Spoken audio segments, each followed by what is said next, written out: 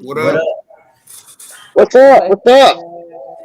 What up? Live back at it again. Welcome back to another episode of Unapologetically Black. I am Brittany. I'm joined by my co-host as usual, Dre and Rich. What's good, y'all? Gang. What's good, peoples? And we are being joined by Petty Murphy. How are How's you? it going, everybody? Doing all right. But yes, One so second. There we go. we always start off every All show right, with a there we mental go. health check-in. Awesome. So we always start every show with a mental health check-in. How you feeling? How your week's going? So we will start with our guest today. How are you? You can just introduce yourself and just how your week's going. Well, hi, everybody. My name is Petty Murphy. I am the host of the Petty Murphy Project here in my hometown of Olathe, Kansas. I'm a stand-up comedian outside of hosting the Petty Murphy Project, and I like to speak on everything real when it comes to not only the black culture but the culture of America. Period. Hey. That's good. But how are you feeling today? Oh, how am I feeling? Man, I'm feeling. Hey, man, put it like this, man. I'm making broke look good. All right, that's all I have to say. That's all right. That's all we asked for. Oh yes, for Rich. How you doing, Britt? I'm good. I had an event today for work, which was fun. It was a job fair that we were working. It was actually the job fair that I met the executive director at to get the job that I have today. So it was pretty dope to come back and be able to help others and help them find employment. So it was fun. It was rewarding. All that good stuff. So I feel good today. Tomorrow is Izzy's birthday, so we're Oh, taking happy the birthday, kids. Izzy. Well, happy birthday. Yeah, she'll be 9. So we're taking. She wants to go swimming.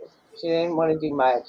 Unfortunately, her best friend's mother and father have COVID, so we couldn't link up with her. But we're just gonna take them swimming and have a yes day essentially. Well, happy birthday. Well, happy birthday. Early Yeah, birthday, Izzy. so, Spend all your daddy's um, money. right, exactly. Dre, how you feeling? I'm very good right now.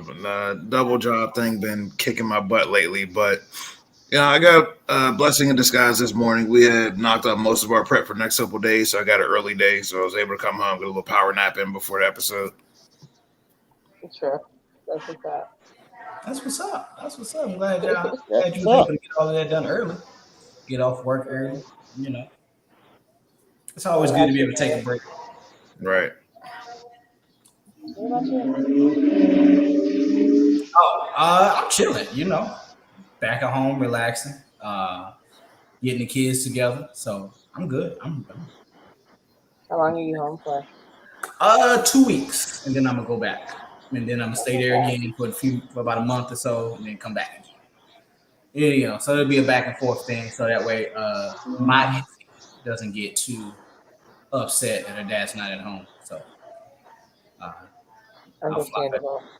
I'll fly back and forth until they're completely set. And once they're completely set, then I'm just gonna leave them to do their business, and I'm gonna be here. True. So yeah, today's episode we're talking about cultural advocacy as a whole. One of the things when we were looking for a guest, we were saying we're going to talk about racism, and I asked you, Petty. I asked you if you were an activist, and your response was yeah to everything done within the culture. So, what do you mean by that? And yeah, what do you mean by that? What I mean by with the racism, I think with white people and black people, we have to basically learn how to get along. There's too much. There's in the inside of what everything is going on in the landscape, especially the last 20 plus years or so, and the last 2 especially.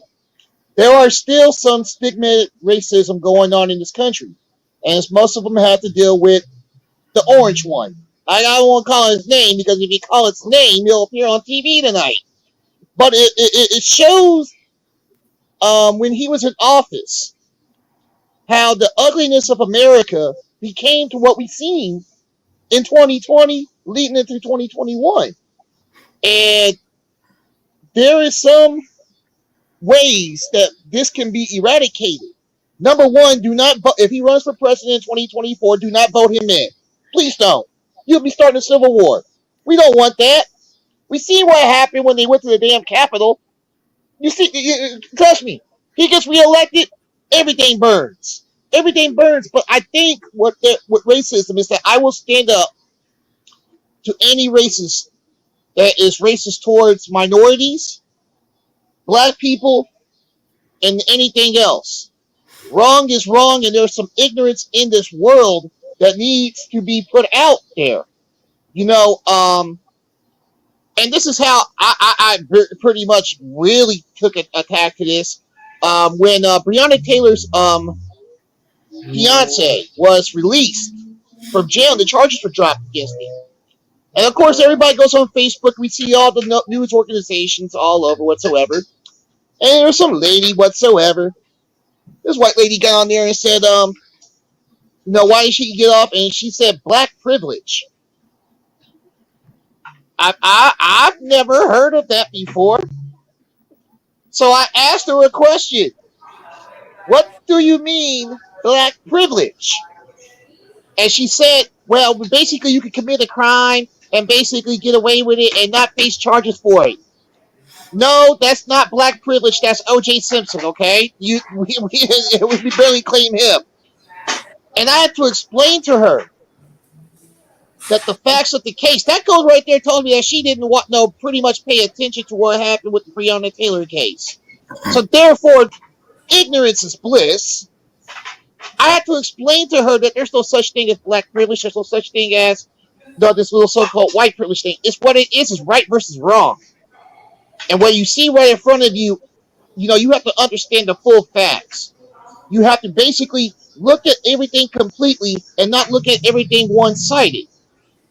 And basically that lady was like shook. She was shook. And she's like, well, what do you mean there's no, what do you mean? Because he committed a crime. It's like, no. Here's the thing. If somebody breaks into your house and you don't know who it is, you have the right to defend your home and protect your family. In any way. In any way, shape, or form, how you see fit. They did not announce themselves. They came in, started shit. So he had every right to defend his home. So therefore, don't give me that black privilege shit. Because if the other way was around, hey, we wouldn't be talking about this. And that's where she had to basically had to sit down, be humble. You don't say no stupid, idiotic thing that we have never heard before, such as black privilege. Never heard no shit like that before. But you don't sit there and basically give an asinine statement on top of that. So when it comes to racism, as somebody who's been called the N-word since, as a kid, and basically not only just having black friends and white friends as well, and seeing how racism has played a part in not only in my life, but understanding how it played a part in my grandparents' life, my mom's life, and just seeing it in this generation, I'm an activist to stand it up for it. I think that everybody is equal, no matter what color it is. And the thing that really got me, and I've never had this before, and during the incident with George Floyd, a white guy came up to me. And this was the start of my I think I was like a month in starting my own podcast. My podcast is 3 years old. And this white guy came up to me and he was like, hey, I want to apologize to you because I feel like I'm racist. And I was kind of like, what? I was like, what? I kind of took it back. But and this is a white guy. Tell the black guy that he apologized for being racist. So I had to hear what he had to say. And he said, I see what goes on in the news. I see what's going on, man. He said, man, it's a shame how you guys get treated differently than I do. And he said, man, I could ride down the street going 100 miles per hour in my car with music playing and I can go right past the police and nothing happens. But you can't do that. He said you can't go into a nice neighborhood in a nice car, blasting your music whatsoever, because the police are going to stop you, and they're only going to stop you for the color of your skin. He said that's not right. And he said I feel like I'm racist for that. And you know what I did? I gave that white man a hug. I said, man, you're not racist. You can't apologize for what your people have done to us. Your ancestors done to us. You can't apologize for the ignorance of others that you've been around. What you can do, as you did to me, speak up about it. And that's what he did. I gave that white man a hug and said, it's not your fault. It's not your fault. It's society's fault. And so with me being standing up to racism, if I see it, I'm going to say something about it. I'm not going to be quiet about it. That's what they want us to be. They want us to be quiet about it. And I'm not going to be quiet about it. I have nieces and nephews that are biracial. I'm dating a girl who has a son that's biracial. I even grew up, didn't even know this, but my mom, as a little girl growing up in Louisiana, had a white great-great-grandfather that lived 5 houses down from them. So it's kind of like, how can you, it's like, no, I'm going to stand up for something. That's what we're trying to tell people, is that if you don't stand for something, you will fall for anything. And it's easy to basically attack, try to create racism when the cop kills a white cop kills black people. But what do got all these, you go to these restaurants that they don't like black people in there, black people in there. What do you do when you go to a gas station and you get followed around like you're a common criminal? What do you do when you go on social media and you get somebody comment on something and call you all types of names? And we all play Call of Duty. Everybody's played Call of Duty. You got a lot of racists playing Call of Duty, and the kids play it, so they hear it. So you gotta stand up for it, and that's what I do. Especially with my podcast, I'm gonna speak on it. If it's something I need to speak on it, I'm gonna speak on it. I'm gonna address it, and I'm gonna put it to the masses and to the world out there that, hey, racism isn't cool. We are all God's children. Because when you take the color away from us, all you see is red blood and a white skeleton. Color doesn't mean anything at all. Absolutely. You said a lot there, my brother. You really did.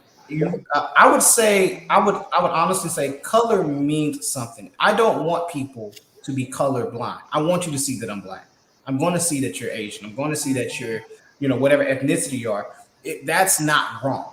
What's wrong is mistreating you because you are Latino, because you are from the Middle East. That's what's wrong, right? Yeah. I want to know what you are because I want to learn. I love different cultures. So I want to know how you differ from me. I grew up, even just you growing up in you in Kansas. Mm-hmm.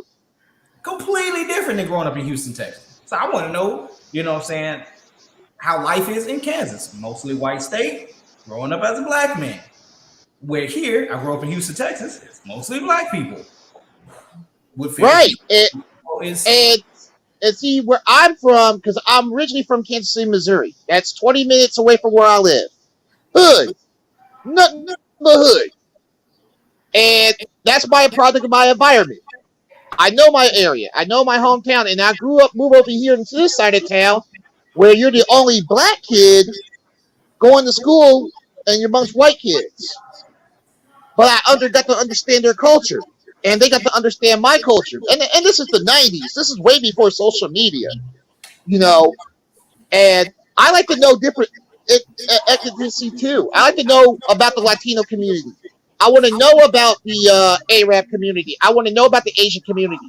It's because we're all people at the same. I don't look at you as what your color is. Like you said, Rich. I'm not going to define you by your color and treat you any different by your color because you're a human being.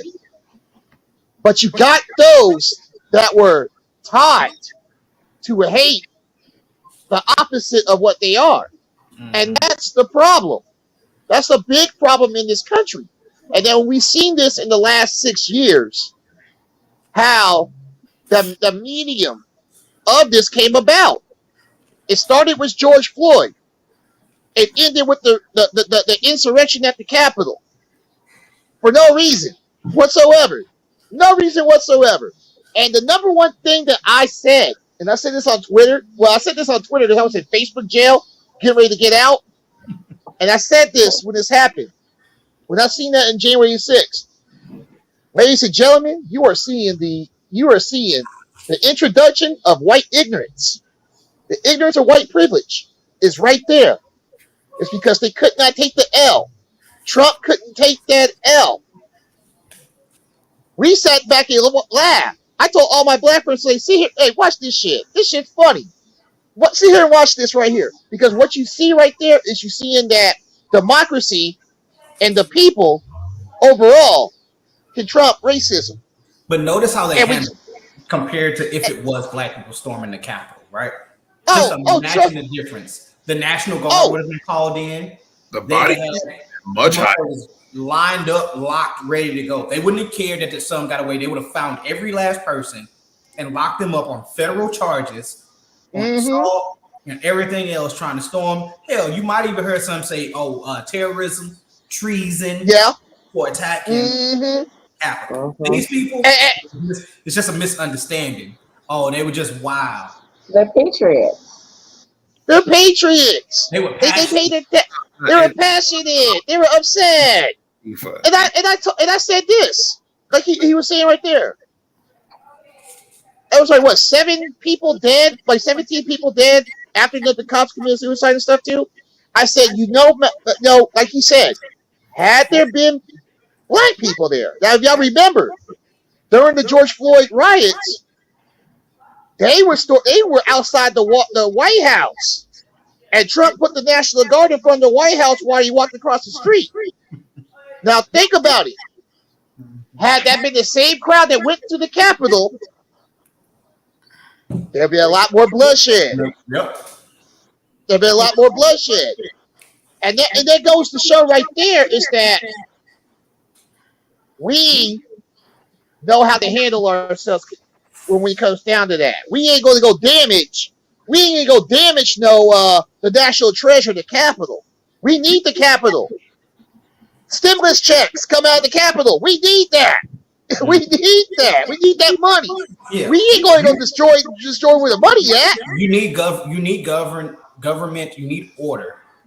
But what you can't do is when you're vote or when you're outvoted in a Democratic Party, right? Or in a democracy, when you're outvoted, you can't just be like, fuck it, I'm gonna go do what I want because I didn't win. And you know what I'm saying? That's literally like the kid picking up his ball and going home because he didn't get picked. Yeah, he cried. And he cried. He cried, and all of his friends are going to jail. I watched these Capitol hearings. I watched all these Capitol hearings, and it's like that's like, man, they couldn't impeach him twice. They about to get him again. And I say, who does this remind me of? O.J. Simpson. Couldn't get him for murder. He hasn't paid for being held liable for the deaths. So they basically tried to get him they got him for the armed robbery based off the murder charges. I was like, he had 3 trials. But let's think about before that though, right? Mm-hmm. Why did OJ get off? Let's think about why OJ. Now I'm not saying that he should have, and I'm not saying that OJ didn't do it. What I'm saying is but I understand. OJ got off because you put a racist cop on the stand that was publicly racist. And 2 years before OJ, you had an entire LAPD department beat the shit out of Rodney King. And if you remember, so sometimes, and look, if you remember, before Rodney King, a black girl got killed in the Korean grocery store, and the lady got off. So the LAPD was crooked back then, and it just so happened that this high-profile case, the O.J. Simpson trial, it basically wasn't about celebrity. It was more about black versus white, because you had more black people saying OJ didn't do it knew he was not guilty, and then you have more white people saying that he was guilty, Yep. and was based off of race. And when the Mark Furman tapes came out, that was it. Johnny Cochran had the ace in the hole, the Mark Furman tapes. And look what has happened. Mark Furman got fired. Now he works for Fox News. And everything played his way out, but you're right. Rodney King what should have been the eye-opener. When that man got beat on tape. Yep. It should be the eye-opener. You can't process OJ, because if you do, talk about a riot that happens in LA.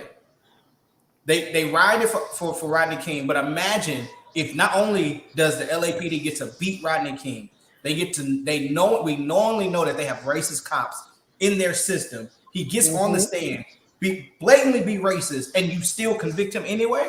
You're telling us that America has a racist justice system, and you don't give a shit, regardless of if he did it or not. Right.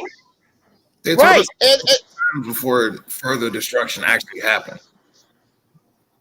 Oh yeah, and they knew it. They knew when the verdict came out. Had OJ been found guilty, they had everything already planned out. They were prepared. But I think it would have been 10 times worse than what they did with the LA riots had OJ been convicted of murder. Because the evidence pointed towards OJ being acquitted. All right. The evidence, first off, we know that they had messed up the evidence in the case, period, right? Mm-hmm. So you can't bring a case to a judge where evidence has been tampered with all the way around and then try to blame, oh yeah, he did it. No, you can tamper with evidence, we don't know who did it. But you mentioned white privilege. Do you believe white privilege exists? Only to those who believe in it. I mean, I think it does. I think it does exist. I'm at a Panera Bread. I tell people I enjoy my white privilege at Panera Bread. It's fun. I like they macaroni and cheese. I like they coffee. I like they cinnamon rolls. I mean, but that's me. I mean, but I don't think that. I think it doesn't exist. Why would anybody like that? Hey, the macaroni and cheese is fire if you get the bacon. Get that bacon in there. It's fire. But I don't think it. But in reality, no. I think it's some type of myth by somebody who came up with, oh, I'm white and I have the privilege to do this. Well, I'm black and I'm American too. I have the same privilege and rights as you. So white privilege does not exist. It only exists in the minds of those who believe in it. I would disagree. Here's what I believe. Where I believe their privilege exists, not in the sense of money or capital or gains or anything like that, right? Because you can't control where you're born and what family and status that you're born into. No one can control that. Yes, there are rich black people in the country. We're not arguing that. But when you talk about the fact that me and my white friend, we're walking down the street in a nice neighborhood that is mainly white, the only person that gets stopped is me.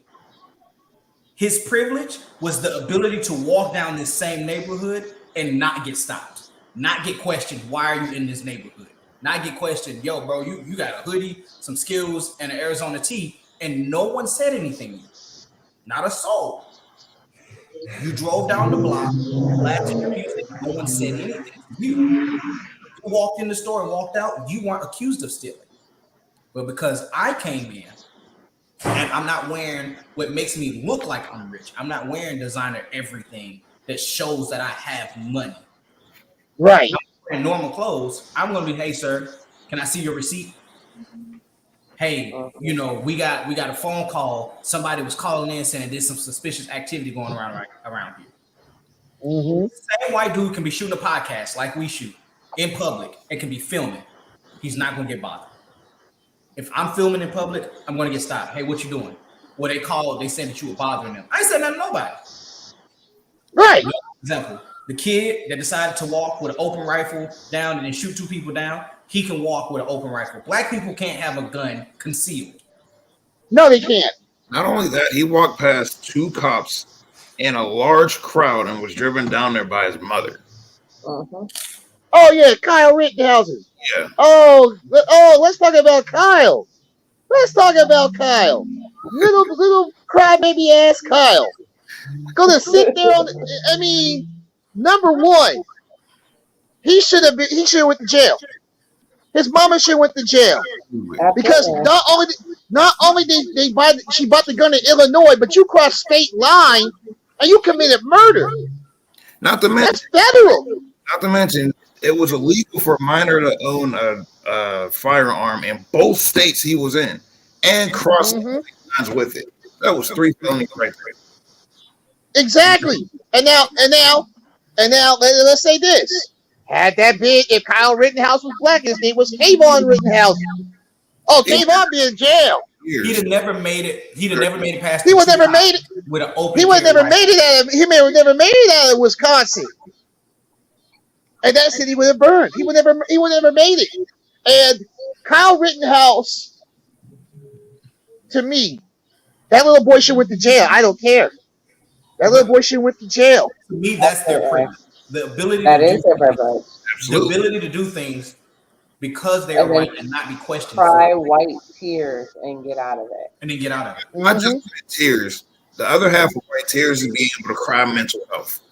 That is their other fallback. Yeah. What's their mental health? Oh, their mental health is messed up.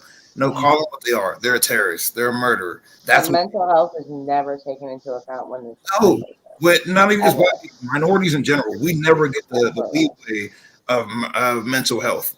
We can't have some mental health struggle, but they can. They can do whatever they want and get a mental health struggle. We can't have that.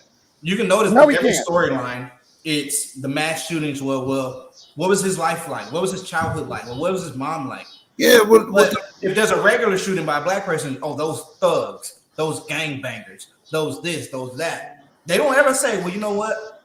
Maybe he grew up this type of way. Maybe the way he grew up was harsh, and and mind you, all of this takes, like when a judge is looking at this, he takes all this stuff into consideration. So if all he hears is that you're being called a thug, low life, he's bad for it, you're gonna put him away for a long time. But if it's kid is considered he's a victim. He's a victim. He's a victim. The biggest example of that was, I forget who it was, but the first thing the cop recalled was, oh, he was having a bad day. It was the dude that went and shot up a couple the Asian massage shops. Atlanta. Yeah. And the first thing the cop said was, oh, he was having a bad day. I'm like, are you shitting me? Really? Yeah, I heard that. It's go shoot shit up. Like having a bad day, breaking your controller, not murdering 8 people. Right. And and when I heard that, it's like, so you're going to tell me that this white guy was having a Michael Douglas falling down moment? Like he went inside of an Asian, like he went inside, had a bad day. Lunch was over, breakfast was over with, so they went to lunch. You wouldn't have that problem. That right there, I agree with Rich. That part right there is where I say white privilege exists. Now, if you take it out of the Sterling Cup, when they lost, when that hockey team lost, and those white kids stormed the city, broke into businesses. And it was literally just they were upset. Their team lost. It's okay. But when Black Lives Matter movement rioted because of the killings that happened, oh, y'all are thugs. Oh, y'all thugs, for terrorists. And you trust me, I had some of my black friends back to blue. I was kind of hold on. I had a brother basically. I got friends down in Wichita, Kansas, and they basically tore up the Quick Trip down there. The gas station. And I got this brother on here telling them, please don't burn down the Quick Trip.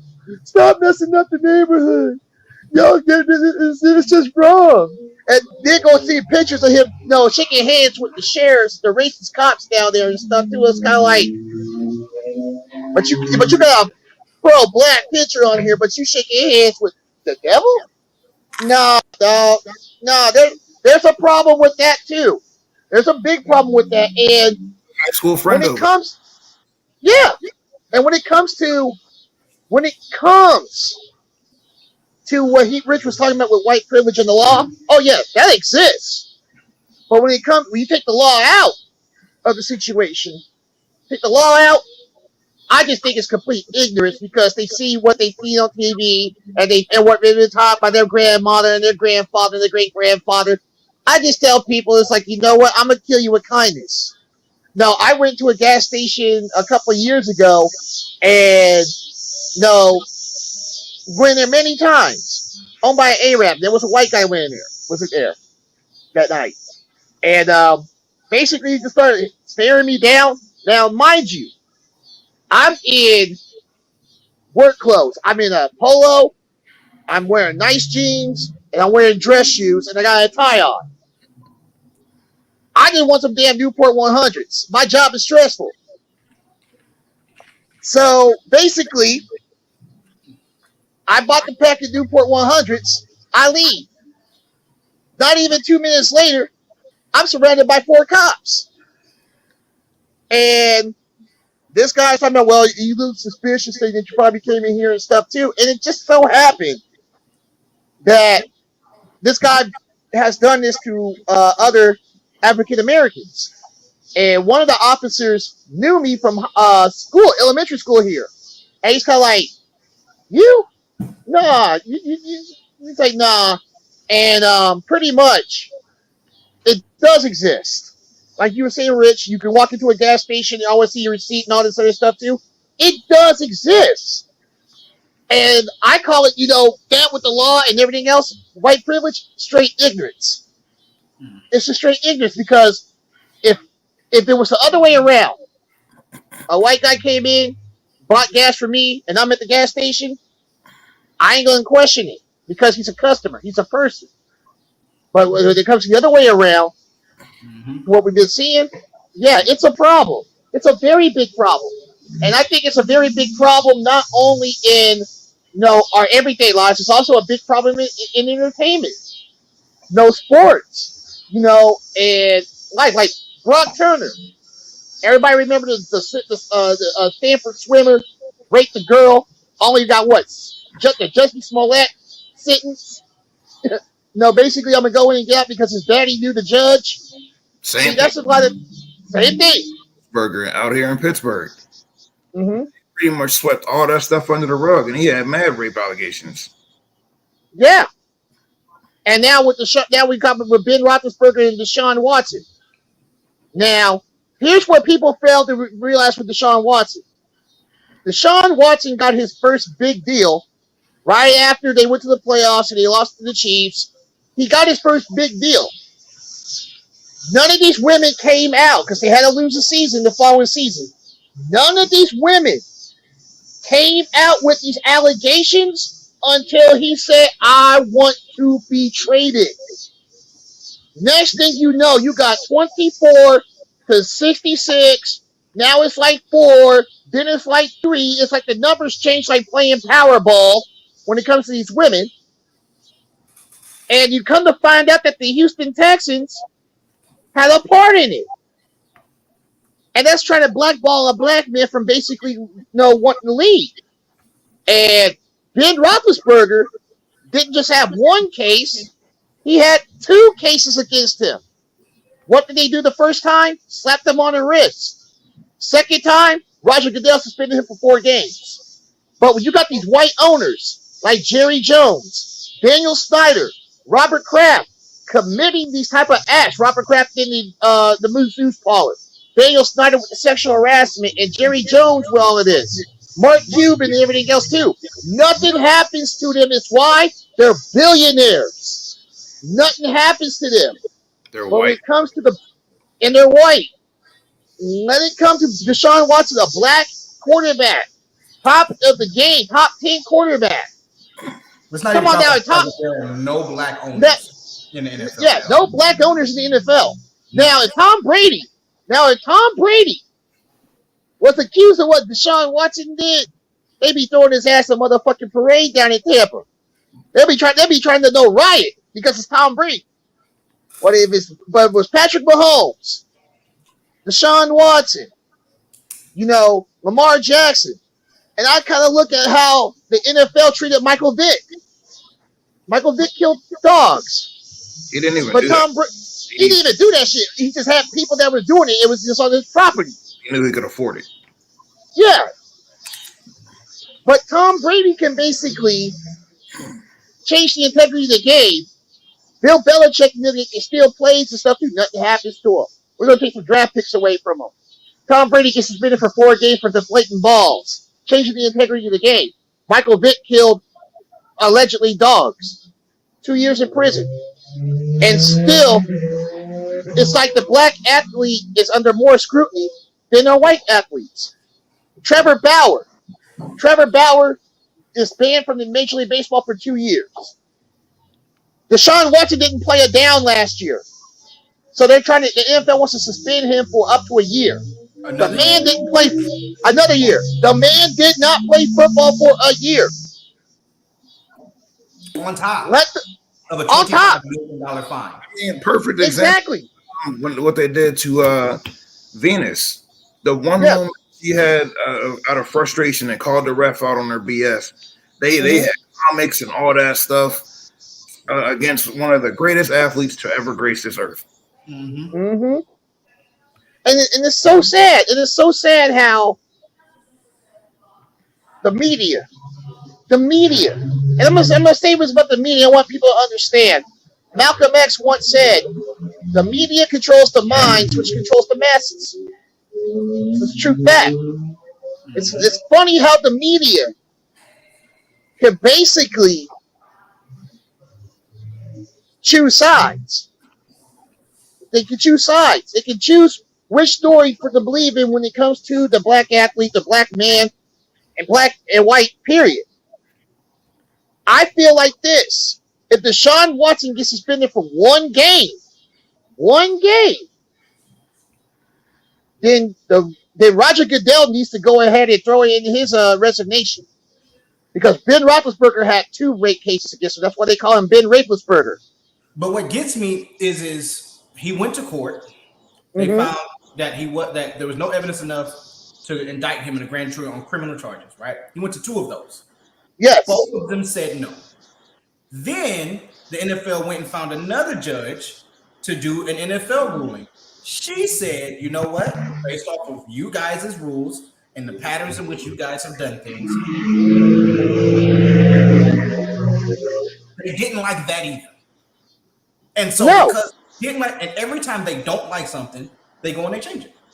Nah, we don't like that. We don't like that. No, we don't like that. Now let's talk about how the NFL treats its players. Ray Rice. We all remember Ray Rice. We've seen the tape. 2 games. Yeah, okay. Then they suspended him. He never played it down again for domestic violence. He went out pretty harshly. Yeah, he knocked her out like cold. He did. But remember, Chad Wheeler, former Seattle Seahawks football player, white guy, beats his African-American girlfriend nearly to death. It was only talked about, say about no more than, 2 days? That was it. Why is that? It's because the media picks and choose what they want to talk about. And when it comes to African-American males committing domestic violence against women, it is wrong how we are being portrayed more for what we have done, the man has done, than our white counterparts. Mm-hmm. It's like this: right is right and wrong is wrong. Don't matter if what color you are. If you do the crime, you're right. You got to do that time. Right is right and wrong is wrong. Yeah, you're right. And white is right and wrong is wrong. And I looked at that. It's like, okay, how many players have got beaten? That have gotten in trouble for domestic violence? Greg Hardy, Ray Rice. List goes on and on. Now you see Chad Wheeler, and you see the pictures. You see the pictures of the girl, like her face is gone. And all because he was having a manic episode. Like DeAndre was saying about the mental health. He was having a manic episode. He didn't have his meds. That'll give you the right to put your hands on a female and beat her like she's nothing. And I'm glad the Seahawks cut him. But it shouldn't have basically, that man should have been charged. That's attempted murder. By the way that he beat her, that's attempted murder. All Ray Rice did was knock his wife out in the elevator. She fell out. He picked her back up. He didn't know the camera was looking.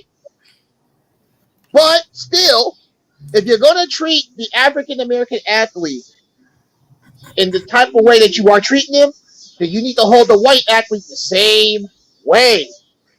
If they're going to commit the same crime, Give them the same damn punishment. Just don't sit there and like, oh, because of their stats and all this other that. Stats don't mean shit. Stats don't mean shit. When you commit a crime, you get the same amount of time as everybody else. But I think what Rich is saying is that yes, in that case, I had to change my statement by hearing what this man said. White privilege does exist. And it all comes down to the almighty dollar. You will never see Harriet Tubman on the 20, but we can look at George Washington's stinking ass on the dollar. Every person on the dollar is a white racist slave owner, and that's a whole other conversation though. Oh yeah, I already know the story on George Washington. Fuck him too. So knowing that obviously racism exists and that we face racism and white privilege also exists, we also deal with, within the Black community, we deal with colorism and gatekeeping of your Blackness, so essentially. So, for instance, recently in the wrestling world, one Black female wrestler tweeted and said, congratulations to someone, Ember Moon. She's the first African American to hold this title. And somebody else was like, what about Sasha Banks? And she's like, oh, well, I said what I said. Like, Sasha Banks, her mother's Black and her father's German, or her mother's German, or whatever the case may be. Like, essentially saying she's not Black enough to have been considered the first Black woman. And that's just something that we deal with within our culture. And how do you feel about that? And how should we address colorism and essentially racism within Black people? The light skin versus dark skin conversation. Right. The Jesse Smollett versus the R. Kelly conversation. Yes. I think it's wrong. I am a WWE wrestling fan, and I did know about Ember Moon and everything else too. I do know about the history of the WWF when it comes to their African American wrestlers. Everybody knows that the first Black heavyweight champion in pro wrestling was Ron Simmons. That was in WCW in 1992. But when it comes to the WWE, they don't even recognize The Rock as the first African American wrestler because his daddy was Black, his mama's Samoan. They recognize, but he's a Black. He's African American. Color should not matter where you come from your parents. If you have African American blood in you, then you should be recognized as the first, second, whatever African American to do something. Yeah. Some people don't recognize Russell Wilson for being the second Black quarterback to win the Super Bowl. I do, because he's African American. Patrick Mahomes, number 3. Doug Williams is number 1. Some people won't recognize that we've only had, in the Super Bowl era, that we've only had 8 African American quarterbacks be the starting quarterback playing in that game. They won't recognize that. I do. But when it comes to Black people, light skin versus dark skin, look, it don't matter at the end of the goddamn day. If we get pulled over by the damn cops, we Black. Jared said, we Black. It don't matter. It don't matter. I'm trying to agree with you. I really am. Wait, hold on. You gotta your view on that part, because like some people will take that as the whole one drop rule, and then you have the ancestry.com people will be like, oh, I got 0.2% Black. You're not Nigerian, Brittany. No, that doesn't count. So what? That does not count. Yeah, so explain your view of that. The Ancestry.com thing, I don't know, man. It's kind of like Rachel Dolezal trying to say that she was Black and then she was white. It's kind of like, I don't know on that shit. But with that, there's a lot of people that say that, man, like me. I know that I have African American blood in me. I also know that I have white blood in me. I also know that I have Indian blood in me. I didn't have to pay $59.99 to tell me that shit. I did my research on my own. But when it comes to my culture, I'm black. I'm an African American male. I just have that type of, let me say, lineage in me. But when it comes down to it, my mom and dad are both African American. Done. I have nothing else to say on that. But when people are paying, you got these people. Oh, you look at their Facebook picture. Oh, I'm this amount black. Who the hell told you that shit? I need to know. Let me see that shit. Let me see your parents. But you look at their parents like, but your daddy white. Yo, mama, where the hell you get black from? I would ask somebody like, so we obviously know Patrick Mahomes' dad is black, his mom is white. Mm-hmm. Patrick Mahomes' wife is white. They have a kid. Mm-hmm. So that means his kid is like 1/4 now black. But if And she they have a white person, like, I mean, is it because her great granddaddy is black? Is she still black? Even though between her and her grandparents, they're all white? I say this. That's a good question. Because they do have a second kid on the way. They have a second kid on the way. My question is at what point does the African gene go away? Especially if you keep getting with other white people. You know what I'm saying? It'll never go away. It will never go away. And you know what? That makes the racist mad. It makes them mad when you have a black male. Yeah, when they have that mixed baby, it makes them mad. And that's the beautiful thing about this country. How this country was created is because it was created by a melting pot. And they get upset about that. So in that question, Rich, I would have to say you gotta call that baby black. Despite all of that. But when you got all these other people that pop up talking about all of this because they got the ancestry.com, they went through all of this other stuff too. And you see these people dressing up and coming to America with gear, watching Black Panther and all this other stuff too. It's kind of like you're not gonna say it's the white woman that walks in, blonde hair, blue eyes, with an African robe on, saying Wakanda forever because her great granddaddy is black. You are not gonna. We know Rachel Dolezal is not black. Okay, that's like asking what color the dress is. It's not. We don't know what color it is. But when it comes to that, you're not gonna question that. And the African gene, because everybody gotta know that. I kind of reading this under the African gene will go away. No, it won't. I don't know. I'm not a scientist. I'm not a scientist. I don't watch the Discovery Channel, only on Short Week. I don't know. I don't know if the African gene.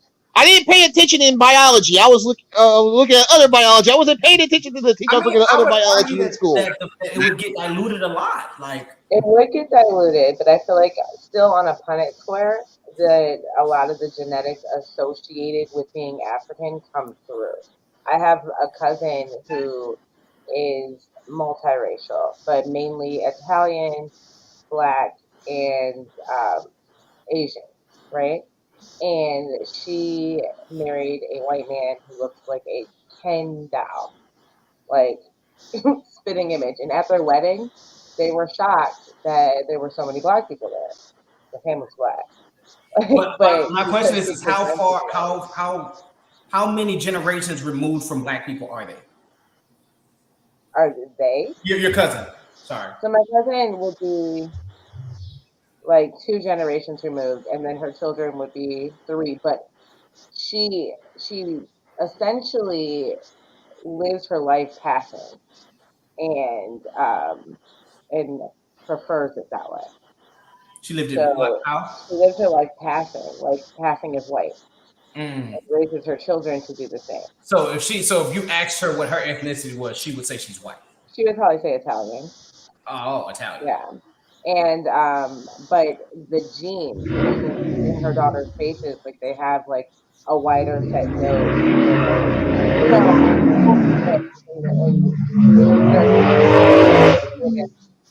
With being Black.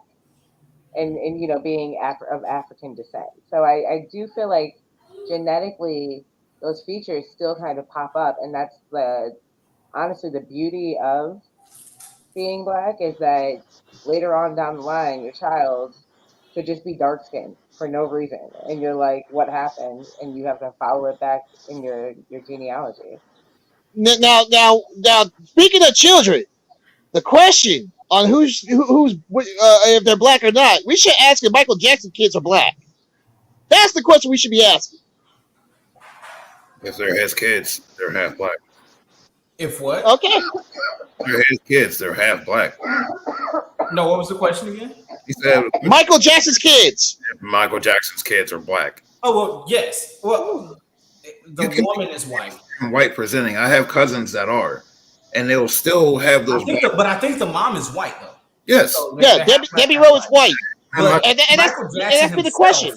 Michael Jackson himself is completely black. The skin condition has nothing to do with the fact that But he who is are black. we to decide that? That's still going back to the question. Like, as Black people, we gatekeep blackness. Like, who are we to decide what they say they are? I mean, who is anybody to say what anything is? That And is so true. Then you end up in a world, in a society where anything could be anything, and now you have chaos. So I do believe that you can gatekeep certain things, or you can at least place a certain criteria on certain things. Say, hey, look, this is our baseline for what we consider to be black. Now, if 2 generations removed, I still believe you are black. But when you're talking 10 generations ago, your great grandfather was black. Everybody in between has been white, pimp. I'm sorry, you are a white person. You're not black. And I can tell you guys my leniency, and I went back. No, like I said, on my grandmother's side of the family. No, my mom, when she's talking about her great-great-grandfather was white. They didn't know this. He was a slave owner. They didn't know this as growing up. But if I looked at my lineage, on my grandfather's side of the family, my great-grandmother, God rest her soul, half Cherokee Indian, half black. And I looked at her lineage, and I've seen how light-skinned we were because my grandmother's black. And look at everything, and I look at my mom. My mom's light-skinned, and then I have a younger sister. My sister's like high yellow, and then I look at her daughter, just like her. So they identify as black. On my grandmother's side of the family, on my grandma's side of the family, black. And I look at everything else too. It's like, black is beautiful. So I am on my grandmother's side of great-grandmother's side of the family. I'm 4th generation. I'm the 4th generation. I identify black because that's where she grew up. Even though she was half Cherokee Indian, her father was black. Her mother was half Cherokee Indian. I identify as black because my father's side of the family, black. Mom's side of the family, black. And I don't think nobody should basically, like Rich said, if it's like 10 generations down, you identify as a white person. But when it comes to your strong lineage, and you know your lineage by how you learned your lineage from, where you grew up from, how you grew up in the environment that you grew up in, I don't think that we should have people classifying what color we are by our features. But I mean, to me, you kind of have. It's what society is going to do anyway. They're going to base you off of what your extremities are. Because my last name is Scottish. My grandfather's great-grandfather, like it was like a slave owner, right? So our last name is Scottish. So that means somewhere white people was in our lineage. But I can't go out and say, yep, I identify as white and I exercise my white privilege to do certain things. They're gonna be like, no, sir, you are right. You can't go out and you can't go out in public and play the bagpipes and celebrate St. Patrick's Day. You're super. You can't do that. Yeah, you can't do that. And I agree with that. You can't go by and say, oh, I'm Indian. No, I'm not going to go by I'm Indian. I'm going by basically by how I grew up, where my bloodline from, and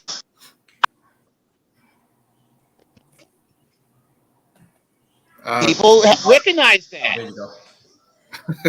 We lost you for a little bit, but we got you back.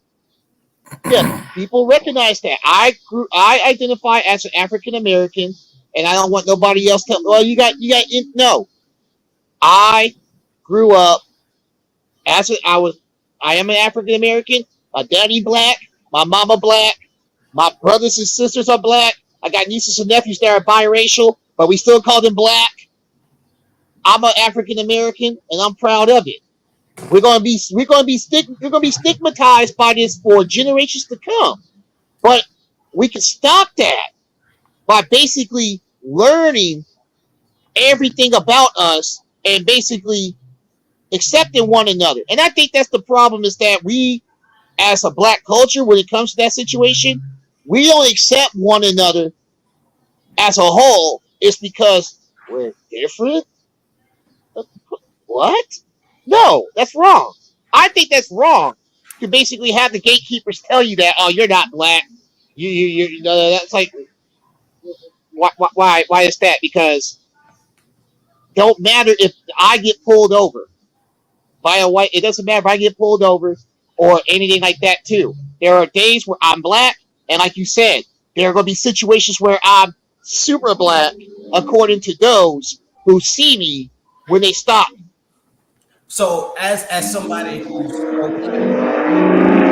you believe in your heritage, your culture, do you believe that it's possible for another black man or black woman to date outside of their race and actually start to marry and have kids with those of different races, and start to dilute their own lineage as that happens? Or do you believe that it should only be kept, inside of black people? Black men should marry black women and have kids with black women, and so on and so forth.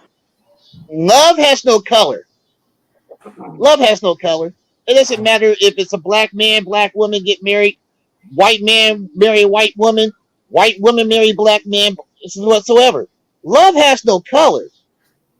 And that's where we have to understand.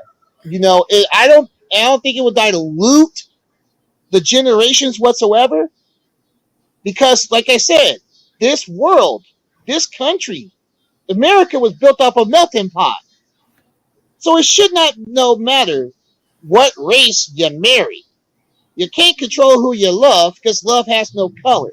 So it should not be categorized that type of way, because I must be 100%. I'm dating a white girl, but she has a biracial child by another black man.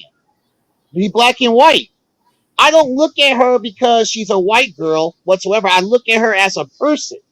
It doesn't matter by what her color is. I don't look at her son as, he's a mutt, biracial. I look at him as, this is a young African American male that basically is going to be a leader in this generation. And as a leader in this generation, as a black male, I got to help him prepare for this world. He's only 10. He's got 8 more years left before he goes out into the outside world as an adult. And I'm teaching her, not only because her parents are white and stuff too. They're got Lebanese in them and everything like that too. So they're Middle Eastern. I'm teaching her that as him being a biracial child, he's going to catch hell on both sides. So it's best to teach him both sides now, so that way when the time comes, he knows what to do and know how to deal with it. And I think that what people don't seem to understand, when it comes to that part, it don't matter if it's a black man married a white woman. Doesn't matter if it's whatever. Love has no color. It's based off of its situations because of the color of your skin, how you deal with everyday life and the situations that life and society has put on us. So how do we change the beauty standard? Because as of right now, the way that the beauty standard is set is white women are the beauty standard, right? Any woman with curly hair, they don't like, it's not accepted. Like curly hair in workplaces just got accepted a few years ago for black women to be able to wear their hair the way that they want. If not before then, it had to be straight down like most white women.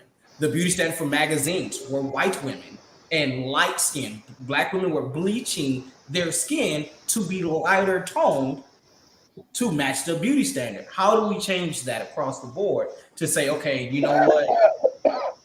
The beauty standard should be a person, not a skin tone.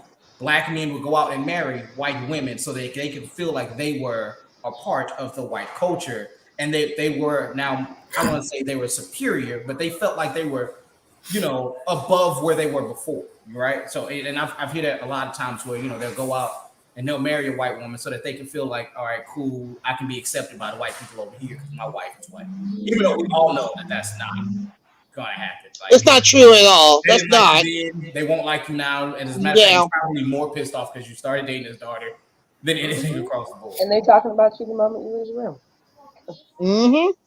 And trust me, the other way it goes around when you bring the white girl around the black family and everything else too. But what I tell people is this. In the room. Oh, they're talking about you in the room and everything like that. But I tell people this. It's how you come across when it comes to that. You got to introduce yourself as, you know, like I said, I don't look at color when I talk myself to white people or anything like that too. And that goes with black people too. But when it comes to the beauty of that, we gotta stop classifying that. We have to stop classifying, you know, oh, you gotta do this and all that, you gotta wear your hair curly. You gotta accept people's culture. If a woman wanna wear curly hair, let that woman wear curly hair. If the woman wanna be dark skinned, but she's beautiful, and she wants to know model and stuff too, accept that. And that's what a lot of people don't understand on that, is that black is beautiful. Black is beautiful. Every shade of it. Every fucking shade of it. Even Flavor Flav, black ass is beautiful. I don't know. I mean, you know, but black is beautiful, and black brings to the. I think what they said was something about black, dims the lightness in the world, but it's not darkness. It's beautiful. Like at night, we turn it's dark. It's black. You know, when you turn the lights out, it's black. Black is beautiful, people. And when it comes to, you know, those people, oh, you're not light enough, or, you know, you're too dark, or I haven't asked people, what the fuck do you mean I'm too light? I'm too dark. What do you mean by that? Tell me that. And that goes with jobs too, when people say, oh, well, you know, you don't fit the model whatsoever. Even though you got a great resume, you do great work, we're going to go with somebody that's not you. And they do based it off the skin color and everything else too. And it's kind of like the same type of job that I applied for that he got, I can do, but I can do 10 times better.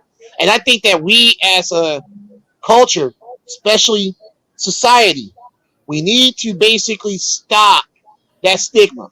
Like Rich said, you know, you can put a white woman. Oh, here's the thing I want people to understand too. When they talk about black women wearing weave, do you guys do know that when women go get these extensions in their head, they wear weave too? White women wear weave too.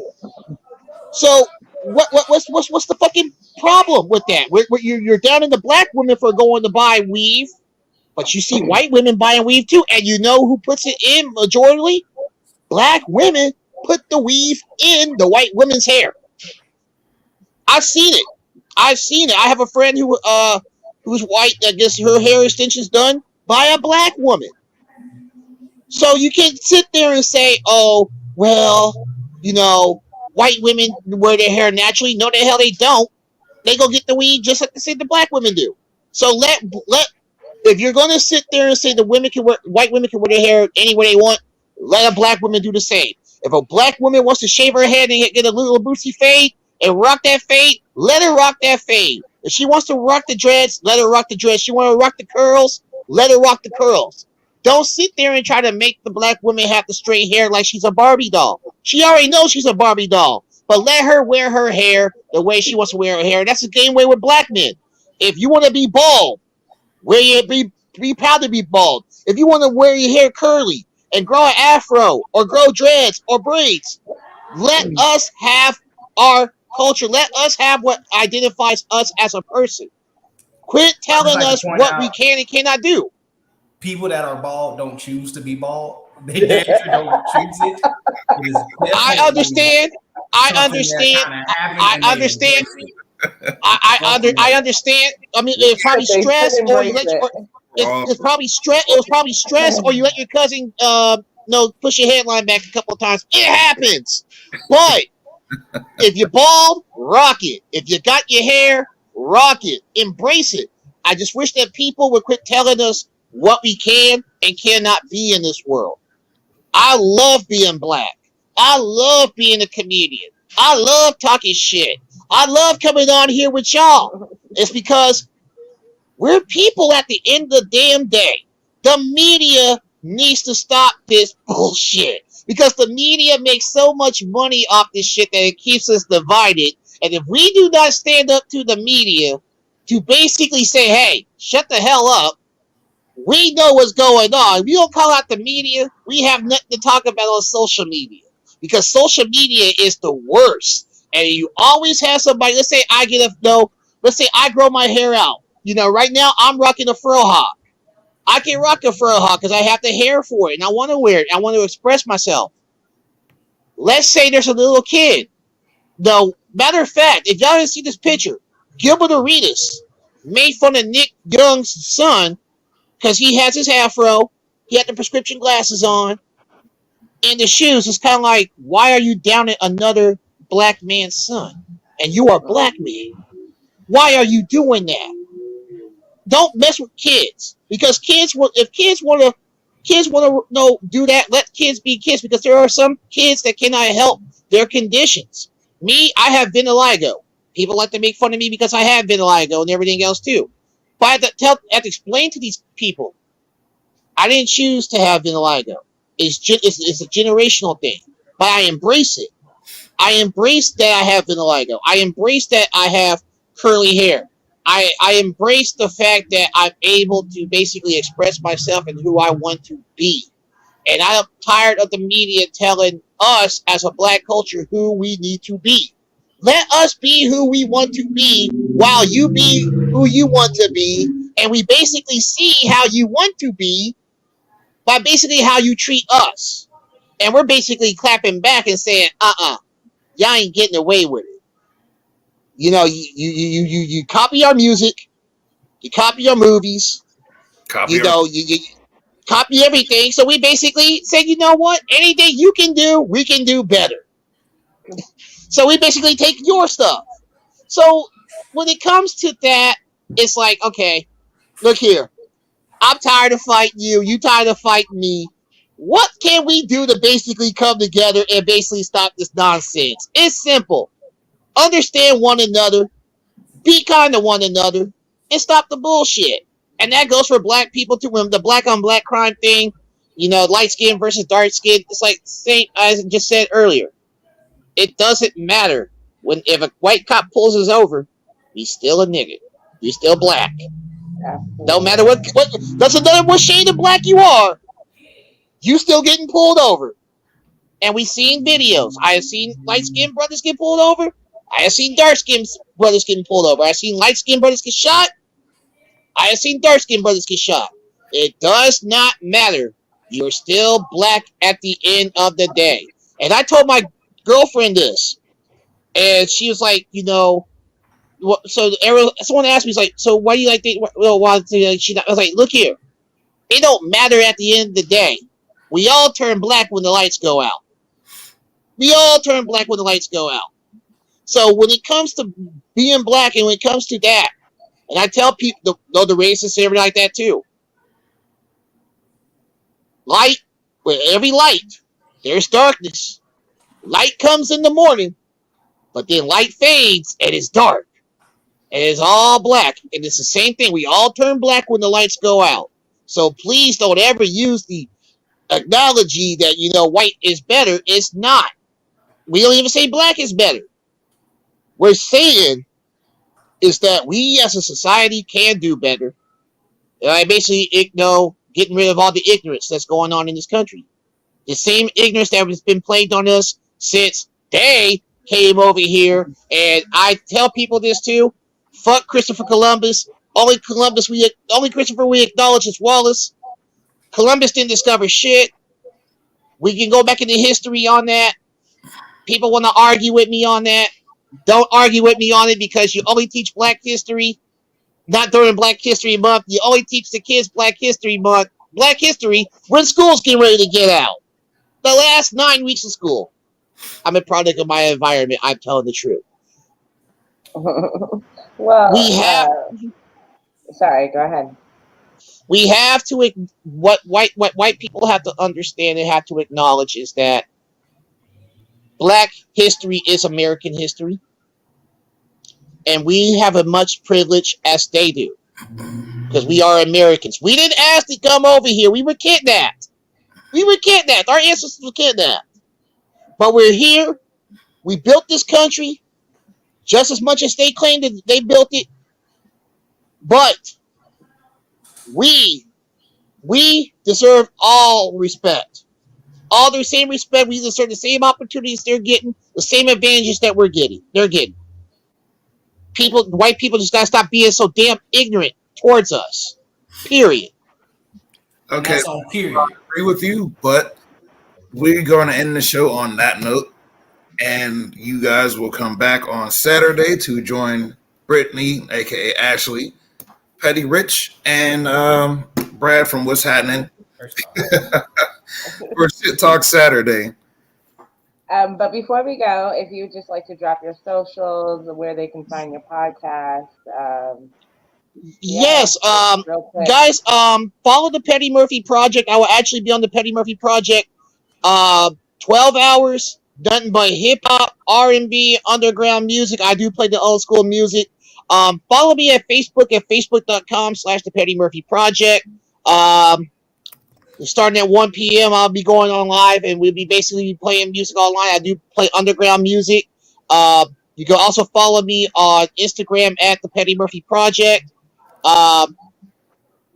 TikTok at the Petty Murphy Project. I don't even choose Snapchat, but Twitter at Ruckfuls Nation. And yeah, everybody, just know, check out my podcast. It's on all platforms. It's on Spotify, Amazon Music, Samsung Podcast, Google Podcast, Podbean, Apple Podcasts, iTunes, and all over. And get ready to come on soon to Roku and Amazon TV. Awesome. Well, We would also like to give a so shout much out to for our joining us. sponsors over there at All In Adventures. If you guys are out